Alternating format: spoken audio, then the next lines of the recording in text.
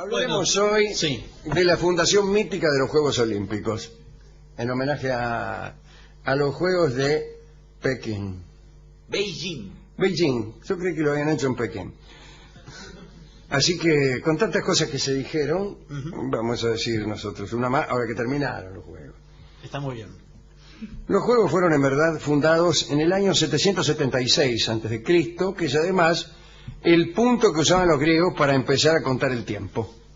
En el siglo IV después de Cristo fueron los últimos Juegos. Los mitos señalan dos versiones acerca de la creación de los Juegos. La primera tiene que ver con los dáctilos. Los dáctilos eran hijos de Rea y eran 10, 5 varones y 5 mujeres, en obvia referencia a los dedos de las manos. Estos muchachos y estas muchachas tenían atributos mágicos y parece que inventaban y difundían lo que inventaban, se pasaban inventando cosas. Estaban emparentados con los curetes, aquellos que cuidaron a Zeus en su infancia. Y ellos también, los dáctilos, parece que ayudaron a cuidar al pequeño Zeus. Estos cuidados fueron parte del nacimiento de los Juegos Olímpicos. Una tradición cuenta que estos Juegos se organizaron solo para divertir al niño Zeus. Solo para divertir al niño Zeus. Y qué curioso que los primeros Juegos vienen a tener a un príncipe del Olimpo que está en la infancia. Y Zeus era el que gobernaba el orden universal. Pero no era muy anterior a los hombres, según esta tradición, ya que los Juegos Olímpicos, si bien fueron muy antiguos, a los griegos les parecían muy antiguos, no estaban tan atrás.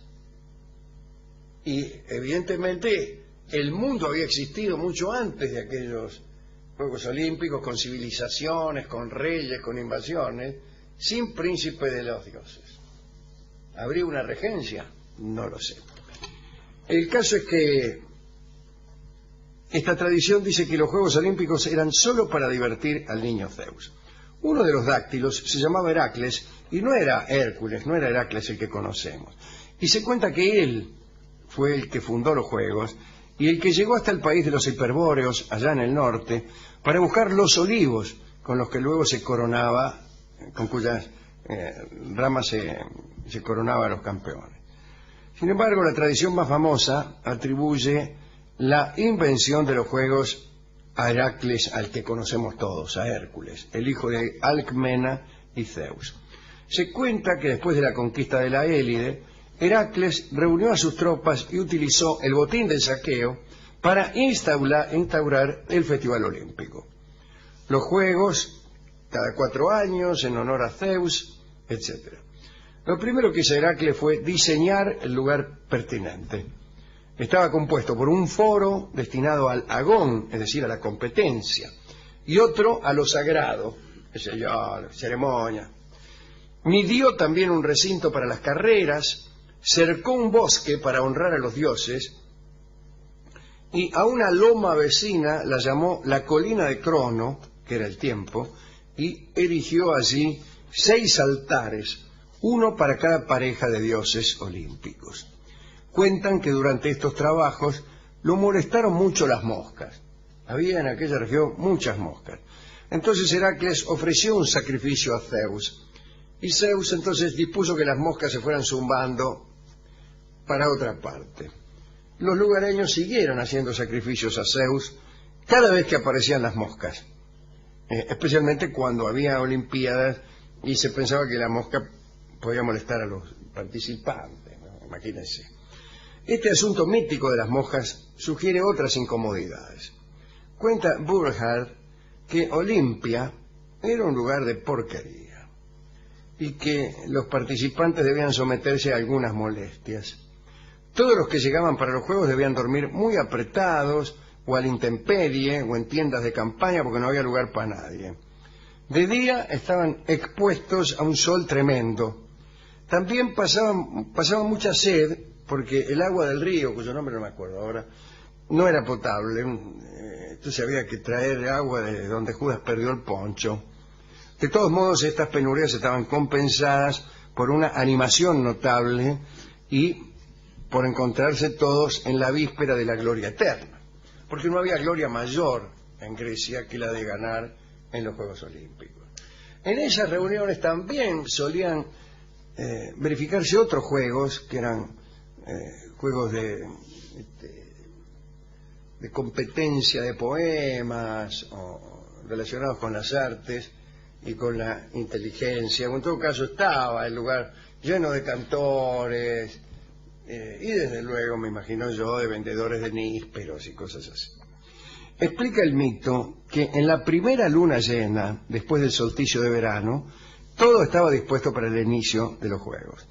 Sin embargo, aquel valle carecía de árboles que lo protegieran del sol, y en verano se hacía todo muy terrible. Heracles parece que fue al país de los hiperbóreos, donde había admirado los olivos, y como ya se ha dicho, convenció a los sacerdotes para que le dieran uno, que luego plantó en Olimpia. Heracles dio órdenes luego de coronar a los vencedores con las hojas del olivo, las cuales serían la única recompensa. Pero en realidad no era del todo así, porque regresado cada uno a su patria, el homenaje que se le hacía, si bien no consistía en regalos, era de un gran honor, y ese honor influía en su vida futura. Por ejemplo, solían esculpirle estatuas. A falta de fotografías, imagínense. Claro. Volvía el tipo, posaba para los escultores más renombrados y le hacían estatuas por haber ganado los Juegos Olímpicos. Las ramas para la corona, las ramas de olivo, debían ser cortadas con una hoz de oro, y debía cortarlas un niño de cuna noble, cuyos padres estuvieran vivos. Algunos dicen que Heracles ganó todas las pruebas en los primeros juegos, por falta de contrincantes, porque nadie se atrevía a competir con él. Pero lo cierto es que sí se disputaron las pruebas con entusiasmo, y lo que sí se dice es que en una ocasión no se pudo hallar competidores para el pugilato, porque nadie quería pelear con Heracles. Entonces, el mismo Zeus, eran épocas en que los dioses no estaban como ahora allá sumergidos en el olvido, y el mismo Zeus disfrazado luchó, y la lucha terminó en empate. Y cuando terminó, Zeus se quitó el disfraz y todos los espectadores lo aclamaron con alegría, y la luna brilló como si fuera de día, mirá, no como en Pekín. Los juegos míticos duraban 5 días, no como en Pekín. Los reyes de todas las regiones proclamaban un armisticio total durante esas jornadas, no como en Pekín. Y no se permitía que asistiera ningún atleta culpable de algún delito.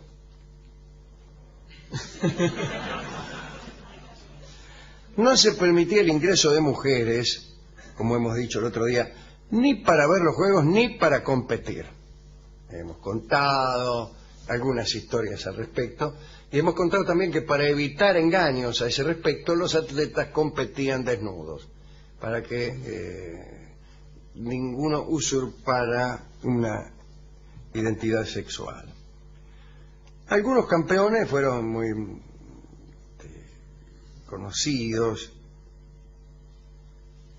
Tengo que contar la historia de un héroe de Astipalea, que era Teómedes, que en los Juegos Olímpicos, en el pugilato, había matado a su adversario Ico de Epidauro, pero los árbitros no lo declararon vencedor porque decían que había ganado de un modo desleal. ¿Qué sé yo? Y el tipo se volvió loco, y de regreso a su patria derribó de un golpe la columna que sostenía una escuela. ¿Qué cosa hacer una escuela sostenida por una columna? Sabiendo que es lo primero que destruyen aquellas personas que son descalificadas en los Juegos Olímpicos al regreso a su patria. Luego, perseguido por los habitantes, ya que cuando uno vuelve de los Juegos Olímpicos y derriba una escuela soportada por una sola columna, es perseguido por los habitantes.